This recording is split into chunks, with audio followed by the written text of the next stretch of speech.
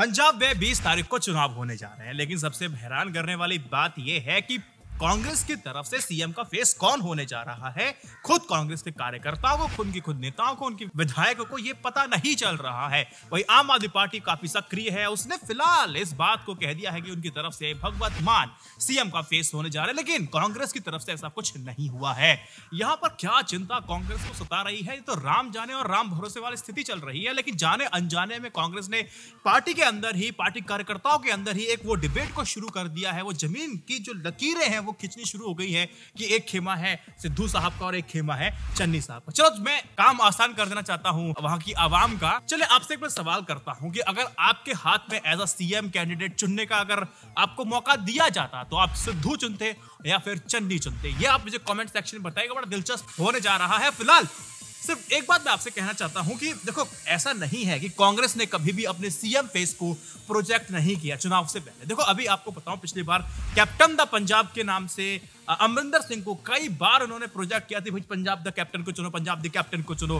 पूरे होर्डिंग्स यहाँ पे देखे थे, सब पटा पड़ा था, ऊपर से लेकर के नीचे तक सब दुकानों पर हमने होर्डिंग्स देखे थे। तो Punjab the captain, captain the Punjab, इस तरह की चर्चाएं चलती थी, बहुत सारी बातें हुई थी, तो उनके नाम पे वोट मांगे गए थे। लेकिन अब ऐसी क्या समस्या आ गई है कि चन्नी या फिर सिद्धू दोनों में से कांग्रेस नहीं चुन पा रही है?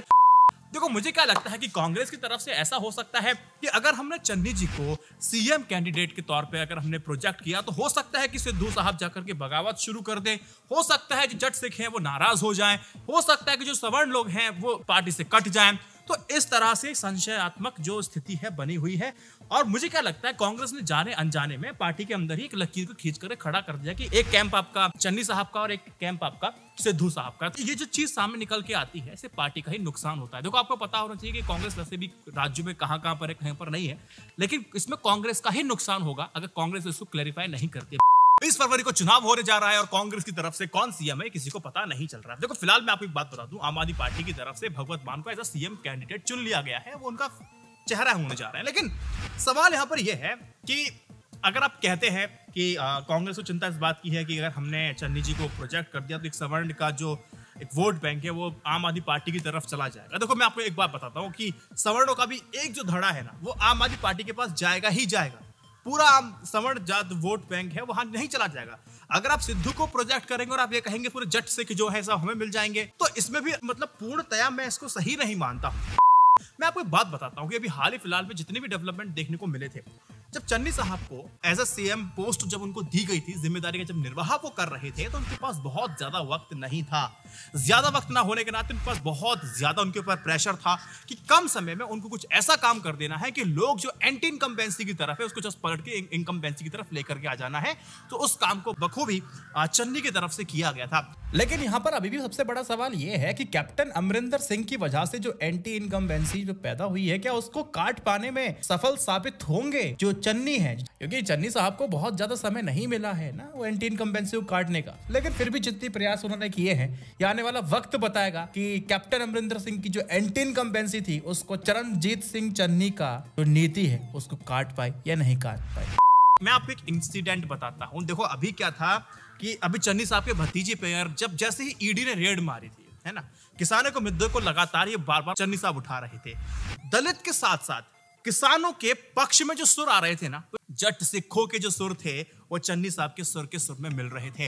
और दूसरा सबसे बड़ा इंसिडेंट हुआ था प्रधानमंत्री नरेंद्र मोदी जी की सुरक्षा में सबसे बड़ा जो चूक था। अब चन्नी ने उसको बड़ा स्मार्टली प्ले किया था। उन्होंने बोला कि ये मेरे पर हमला नहीं है, यह किसी दलित मुख्यमंत्री पर हमला नहीं है, ये हमला है पंजाब पर और पंजाबियत पर। इसको लेकर के मतलब एक माहौल क्रिएट कर दिया गया था चन्नी के द्वारा, और चन्नी के सुर में सुर मिलाने फिर शुरू कर दिए गए थे जट सिखों के द्वारा भी। एक अच्छा खासा अपना एक बेस बनाते चन्नी साहब चल रहे हैं। ऐसा नहीं है कि सिर्फ दलित का ही वोट उनको मिलने वाला है। पंजाब में तकरीबन आप देखेंगे तो 32% दलित का वोट बैंक है। कहा तो ये जाता है कि जिस तरफ जट सिख चले जाएंगे और उस तरफ सत्ता पलट जाती है। तो देखो, कुल मिलाकर के बात यह है कि कुछ डेवलपमेंट रिसेंट देखे जाए तो चन्नी का काम बड़ा ही महत्वपूर्ण और प्रभावपूर्ण दिखाई दे रहा है।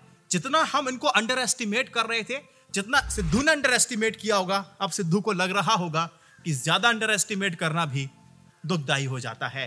तो चन्नी साहब की कई सारे आपने इंटरव्यूज देखे होंगे, बात करने का तरीका देखा होगा, लहजा आपने देखा होगा किस तरीके से वो जनता से रूबरू हो रहे हैं, बात हो रहे हैं, किसानों से कितनी जल्दी वो कनेक्ट कर पा रहे हैं और जट सिखों को अपने साथ ला रहे हैं और अपने सुर में सुर मिलवा रहे हैं अभी। लेकिन फिर भी कांग्रेस की तरफ से ये बात निकल के सामने नहीं आ रही है कि हमारा सीएम जो कैंडिडेट होने जा रहा है वो चन्नी होगा, खुल करके बात नहीं हो रही है। तो कांग्रेस के अंदर बहुत बड़ी द्वंद्वता चल रही है। उसको लगता है कि समण छिन जाएंगे, उनको लगता है कि दलित नाराज हो जाएंगे, या दलित यहाँ नाराज हो जाएंगे, यूपी में चुनाव भी है, पता चले कि हम चन्नी साहब को हटा देंगे और उत्तर प्रदेश में गलत मैसेज जाएगा, फिर बाकी के 4 विधानसभाओं में चुनाव होने जा रहे हैं तो वहां गलत इंपैक्ट भी हो सकता है। तो बहुत सोच समझ के कांग्रेस अपने कदम रखे। लेकिन दूसरी बात मैं आपको बता देता हूं कि उत्तर प्रदेश का जब मैंने जिक्र कर ही दिया है तो आपके कैंडिडेट नाम याद होगा अदिति सिंह का। अदिति सिंह पहले कांग्रेस के साथ थी, अब बीजेपी के साथ चली जाती है, प्रियंका गांधी के साथ घूमती फिरती थी। लेकिन वहीं अदिति सिंह के जो पति हैं वो पंजाब से टिकट मांग रहे थे कांग्रेस के लिए। प्रियंका गांधी वाड्रा ने बोला कि मैं तुझे टिकट नहीं देने दूंगी।